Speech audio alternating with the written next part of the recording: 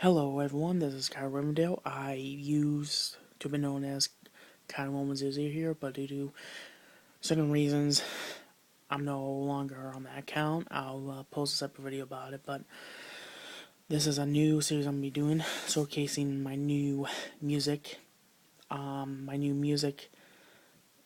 new, albums, well, anything music, anything music related. If it could be, new guitars, or vinyls, cassette tape, CDs, box sets, etc. This time, this time, this time, this this time I'm showcasing 4 items that I got from the pawn shop for about $5. That's like going to bed pretty much Walmart and picking up $5 CD, and yeah, some dude in my town or girl was a huge heavy metal fan. All right, I'm gonna put these over here. I'm gonna start with the top one.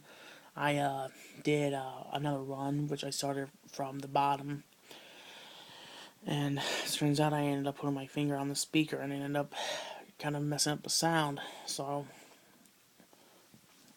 first one is all-time classic, which a lot of people consider as the start of thrash metal. I consider. Oops, sorry, that was my finger. Sorry about that. If you see that, Motor.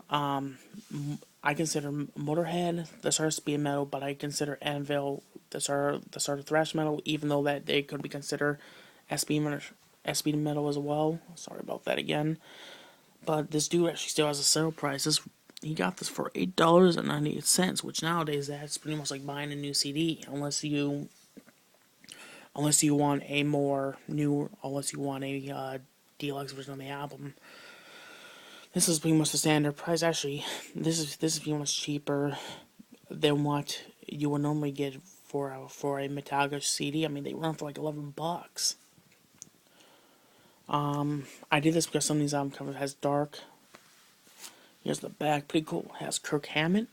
He plays lead guitars. You guys didn't know. Cliff Burton bass. Lars Ulrich drums. James Hetfield rhythm guitar slash vocals. These two are probably the most hidden members in the band, Kirk and Lars, for reasons that you guys probably know. It was produced by John Zizeria, which I consider him the godfather of thrash metal. And yeah, I mean, I love this album's sound. I mean, I haven't listened to the vinyl version yet, but why tell by the CD? I like the sound of it because it's very, since it was produced cheaply, it has a very, almost live-like sound to it, which I like from like bands.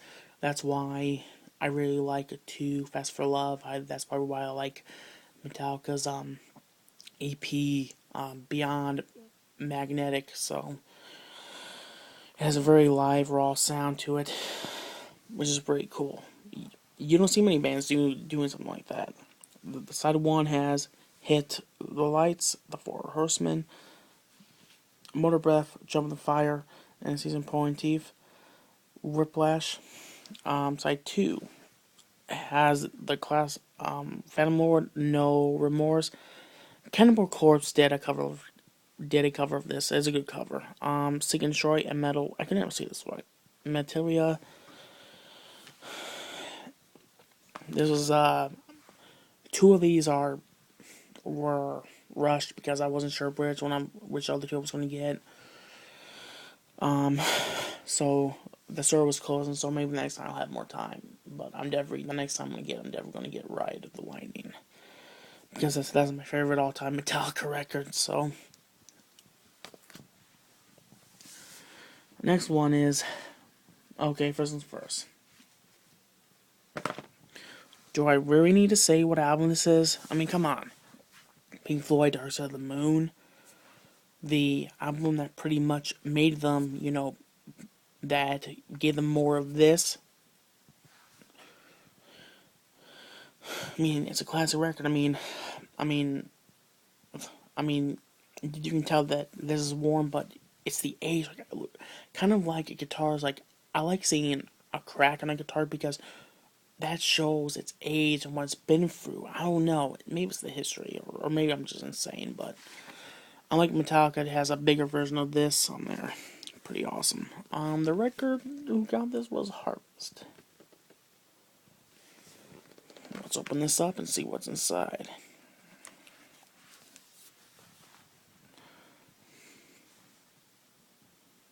Alright, the songs. The talented musicians David Gilmour, vocals, guitar, VCS3, which is a synthesizer, Nick Manson, percussion, tape effects, Richard Wright, keyboards, vocals, VCS3, which is also a synthesizer, Roger Waters, bass guitars, vocals, VCS3, and tape effects. The songs, side 1 is Speak to Me, 2, song number 2 on side 1 is Breathe, 3 is On the Run, 4 is Time, 5 is The Great Gig in the Sky, side 2 is Money, Us and Them, Any Color You Like, Brain Damage, and Eclipse. And it has the lyrics. Pretty awesome. I'm glad I picked these up. The next one is Slayer's first EP, Haunting the Chapel. Again, it actually has the sale price. This is the album to where I needed the Flash on. I mean, this is old school, pre-Rain and Blood Slayer. This is when they were signed to Metal Blade, not Def Jams. And pretty awesome. The cover is not that, it's basic. It has Slayer logo and it has the sword down there, which is still cool. Supposedly people pay $4.98, which I pretty much paid for the same price. So I'm pretty much paying the same price that the dude probably paid for. Slayer is Tom Araya, bass vocals, Jeff Hanneman, lead guitars, rest in peace, Kerry King, lead guitars, and Dave Lombardo. They screwed him over. And I also want to say yes, rest in peace to Richard Wright and Cliff Burton. Forgot about that. I'm tired, if you can't tell. It actually has some special things too on the back. Huh. Pretty cool.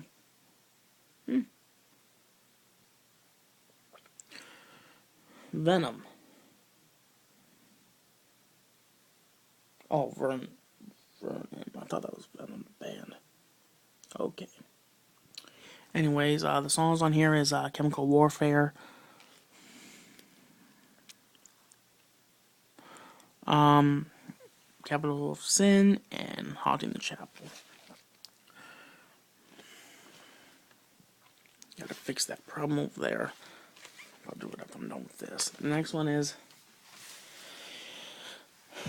do I have to say it? The band name's up there, and that's pretty much just the name of this album. It's just Iron Maiden. If you hear that, that's my dog. This album is the original one, covers up the new one, and this is actually the original vinyl too. So I'll tell you these are the original ones. Pretty cool. Yeah, I prefer this one over the newer one. I wish Maiden would go back to that. This is the back. Pretty cool. Actually, some live pictures. Only 2 of these members from this lineup are not the more classic Number of the Beast lineup.